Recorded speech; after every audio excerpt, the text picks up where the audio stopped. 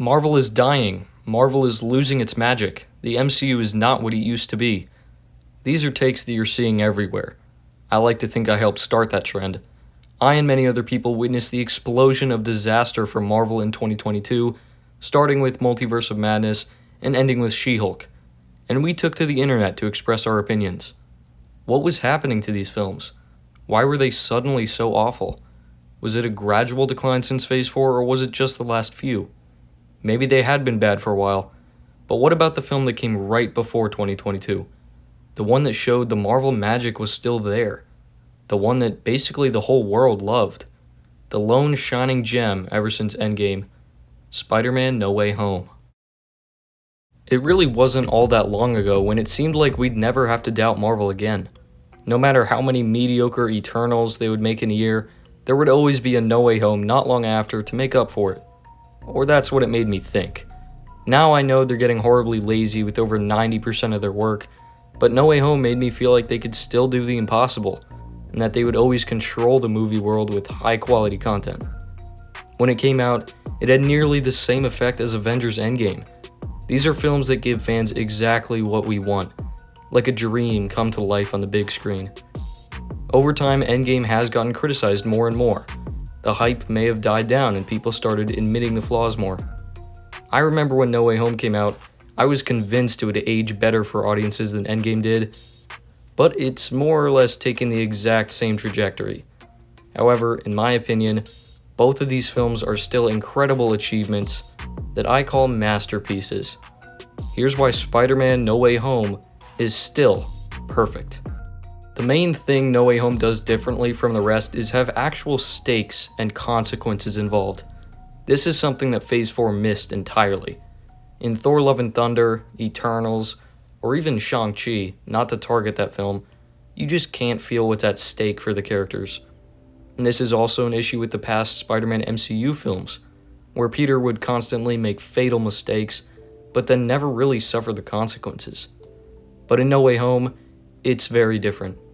Peter tries doing the right thing in trying to cure these villains that aren't really his responsibility, but it doesn't come without a price. No good deed goes unpunished. Before Norman Osborn could be cured, the Green Goblin came back, resulting in Aunt May's death. That's the type of drama that Marvel needs more of.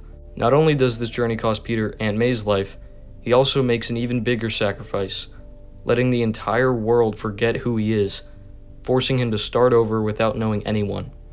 He lost all his friends and what family he found in his life.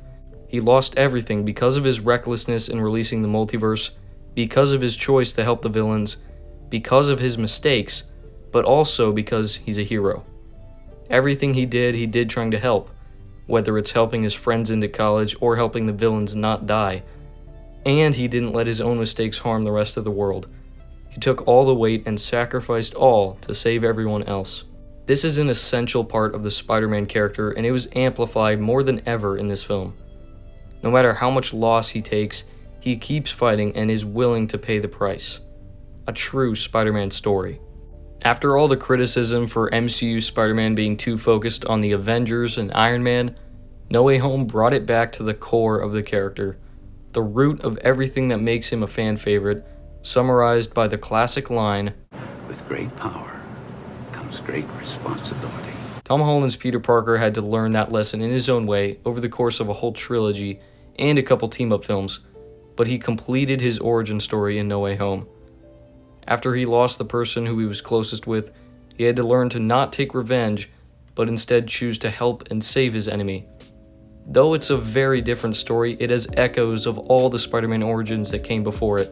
It's a hard-hitting and effective arc because of one simple flaw that Marvel has that No Way Home avoids, and that's unnecessary humor. Too many times an emotional moment has been cut off in favor of a joke to cut the tension. But No Way Home gives the emotional scenes room to breathe and time for the audience to feel. While there are jokes made about the characters throughout the film, they don't get in the way of the main purpose, which is Peter learning his role as a hero. And yes, this character change had to come through the multiverse and his other versions, but it wasn't cheaply earned. This film isn't the lazy cameo fest that Multiverse of Madness was. All the characters from other universes serve a purpose to the main story. Everyone was hyped to see Tobey and Andrew return, and most would have loved seeing that no matter what. But what I love is the film goes above and beyond what was expected. We're used to cameos just for nostalgic reasons, but this film actually treated them as people, as characters.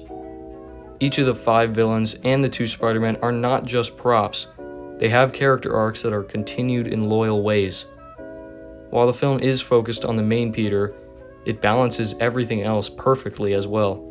The first half is all about one Peter Parker, and the others pop up at the perfect time to help finish his arc, which I've already explained. But then the movie isn't only Tom Holland's Spider-Man 3, it's also Tobey Maguire's Spider-Man 4. I was never a gigantic fan of the original Raimi Spider-Man trilogy. I thought they were pretty cheesy, outdated, and not all that satisfying. Not to mention the trilogy ended on its weakest entry, and it didn't feel right. This Peter needed some type of epilogue, and look, we finally got it. Also, to me, Green Goblin was made infinitely better in No Way Home than he was in the first Spider-Man. Originally, he was a fine but generic scientist who turned himself into an insane villain with no character. But sheesh, in No Way Home, we got to see the Goblin inside him against his real self, Norman Osborn, more than ever. It's so much more compelling because we see Norman is trapped inside there somewhere, and when the Goblin comes out, it's so much more effective. All the same goes for Doc Ock as well. He was okay in Spider-Man 2, but now I appreciate the character so much more now that we've seen him cured and helping Peter in the finale. As for Peter himself, we finally got closure. We got an answer to what happened with him and MJ. Even after all the toxic, idiotic things they both did in their trilogy, they made it work out. That's some important stuff right there, which we wouldn't have gotten an answer to any other way. But that's not the best of it.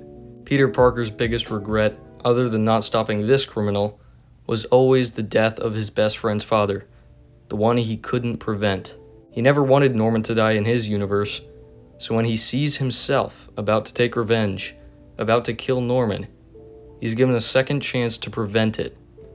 Peter jumps in front of the glider because he can't let the same thing happen again. Instead, they cure Norman from the Goblin, and the timeline is changed for good. This is such a perfectly satisfying end to the original Peter's arc that makes everything that came before it better.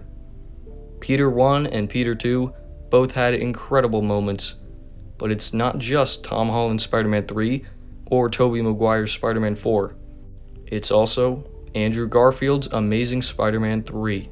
The Amazing Spider-Man films are absolutely underrated, and so is Garfield as Peter. He deserved a third movie all along, and I'm still hopeful he will, but No Way Home served him right without it. There's not as much to say about his villains though. Electro was improved in many ways, and acted how I assume he would, and Lizard was pretty dumb, just like he was originally. But it's all about Peter in this version. After the tragedy of The Amazing Spider-Man 2, it was interesting to see how he reacted after it. He talks about how he got rageful and stopped holding back. He stopped being the friendly neighborhood Spider-Man and instead became vengeance. So exactly like Tobey, when he sees himself about to make the same mistake again, about to take revenge after the weight of their loss, he steps in to stop it. I just don't want you to end up like me. In his universe, Gwen was only in danger because of Peter, and he couldn't save her. She died, and he felt like it was all his fault. All versions of Peter have felt that loss. Andrew's Peter needed to see his own story play out in a different way, and that's why he feels he needs to help. And when he sees MJ's life in danger and Tom pulled away from her, he is given a second chance. His biggest failure was not being able to save Gwen, but he is able to save MJ, also saving his other version from the same fate he suffered. Once again, an incredible conclusion to this Peter's arc, if it does end up being the end. And we know that all 3 of these great characters will be the Spider-Man that we all love, back in their own universes. So now you can see how these characters coming back was not just for fan service and nostalgia. Some of the villains were improved, but the Peters were given the endings they deserved. which fans of their original films can appreciate. Now, I can see the comments if I don't address this. Almost all of what I've talked about is in the later parts of the film, and lots of the biggest criticisms of this film came from the first act. The setup and the way the multiverse is brought up maybe could have been done better. Both Peter and Strange could have just communicated a little better to prevent any of the conflict from happening, but what I love is the fact that Peter is just a kid, and he makes the same type of dumb mistakes that he did in the previous two movies, only this time it actually results in irreversible disaster. I also love in the first act that May and Peter want to help these villains because they just can't send them back to die. Could you argue the setup could be better? Sure. But it works well for me how it is, because that's what a Spider-Man in the MCU would do. No Way Home was a celebration of Spider-Man, of all adaptations, all franchises, and all versions. It was a celebration of the character, instead of a parody of him. It has callbacks, it has fan service, it has crowd-pleasing moments, scenes that are designed to get a cheer out of fans. And it has the heart, the emotion, the stakes, the message, and the story of Spider-Man at its center. It is everything the rest of modern Marvel lacks. It's the last gem of the MCU.